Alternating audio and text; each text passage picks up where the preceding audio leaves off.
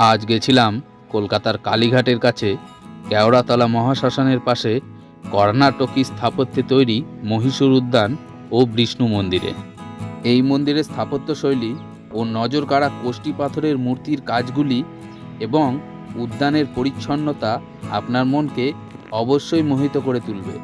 আর এই বিষ্ণু মন্দির কেনই বা এই শ্মশানের পাশে তৈরি হলো, সেই বিষয়টাও জেনে নেব এই ভিডিওতে।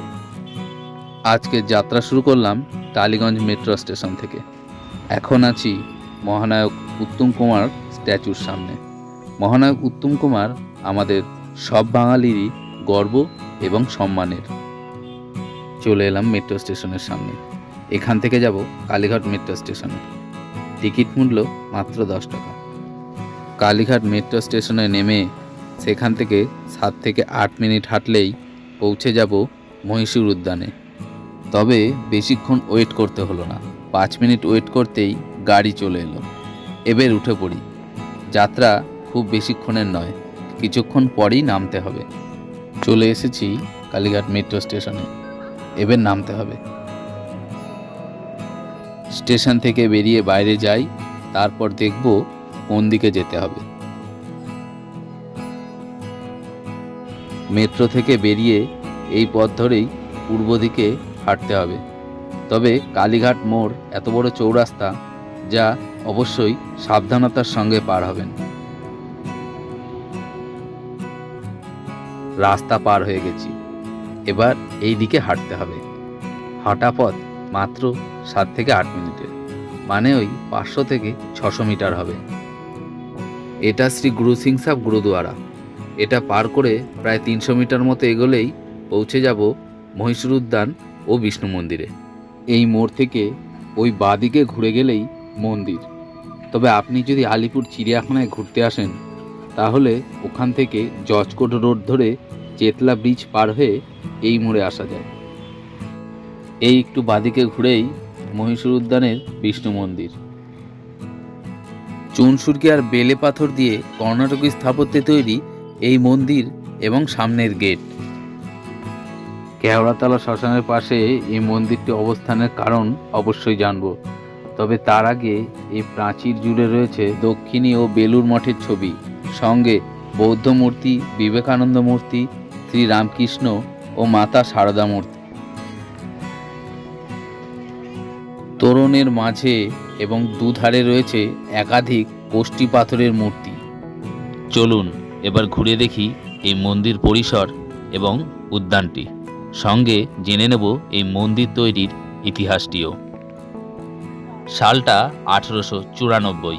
তখন ভারতের গভর্নর জেনারেল লর্ড এলগিন কলকাতায় জরুরি কাজে তার সাথে সাক্ষাৎ করতে এসেছিলেন মহীশূরের মহারাজা চামরাজেন্দ্র ওয়াদিয়ার। মহারাজা ওয়াদিয়ার নারী শিক্ষা ও শিল্পের প্রসারে বিশেষভাবে উদ্যোগী ছিলেন তিনি।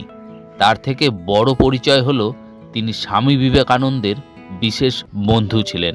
স্বামী বিবেকানন্দের শিকাগো যাত্রার কিছু খরচও বহন করেছিলেন এই মহারাজা।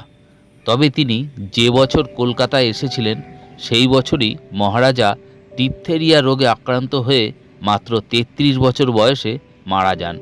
সেই সময় তার দাহ কার্যের জন্য কেওড়াতলা শ্মশানের পাশে বেশ কিছুটা জায়গা কেনে ওই ওয়াদিয়ার রাজপরিবার, আর সেখানে একপাশে তৈরি করা হয় এই বিষ্ণু মন্দির।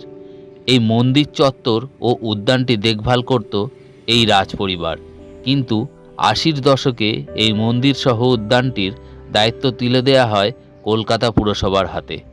এই গেল মন্দির বা উদ্যানটি গড়ে ওঠার কাহিনী। 125 বছর আগে নৌপথে বাণিজ্য চলত আদি গঙ্গা দিয়ে। তখন ওই জলপথের ধারে মাথা তুলে দাঁড়িয়েছিল এক টুকরো মহীশূর। চুনসুরকি আর বেলে পাথর দিয়ে কর্ণাটকী স্থাপত্যে তৈরি এই মন্দির।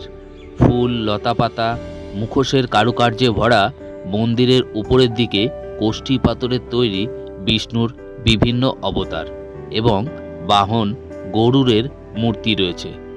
কৃষ্ণ এবং আরও 3 অবতার এখানে পূজিত হয়।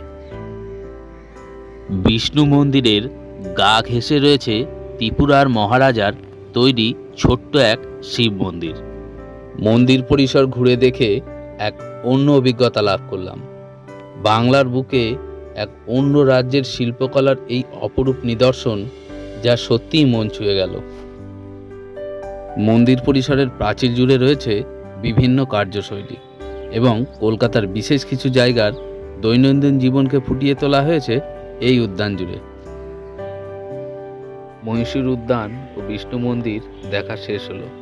এবার যাব বাড়ির উদ্দেশ্যে। ভিডিওটি এখানেই সমাপ্ত করা হলো।